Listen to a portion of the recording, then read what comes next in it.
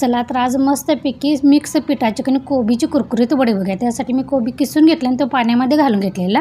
त्यानंतर सगळं पाणी असं पिळून काढायचं. त्यानंतर मिरची आणि लसूणचा ठेचा टाकायचा, थोडासा ओवा टाकायचा, हळद टाकायची, धना जिरा पावडर टाकायचा, मीठ चवीनुसार टाकायची, हळद टाकायची आणि काश्मीरी लाल मिरची पावडर टाकायची, किंचितसा सोडा टाकायचा. सोडा हा ऑप्शनल आहे. त्यानंतर चिरलेली कोथिंबीर टाकायची, सगळं मिक्स करायचं.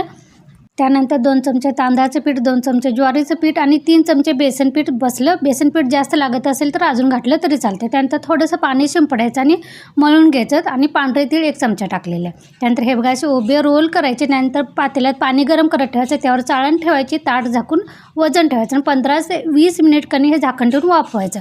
त्यानंतर हे सगळं गार होऊ द्यायचं आणि मग त्यानंतर पातळ पातळ अशा वड्या कापायच्या आणि तेल चांगलं तापू द्यायचं आणि वड्या सोडायच्या. दोन्ही बाजूनं खरपूस असं तांबूस कलर येईपर्यंत तळून घ्यायच्या. मस्तपैकी अगदी सोप्या पद्धतीनं कोबीच्या वड्या तयार. एकदा तुम्ही नक्की करून बघा.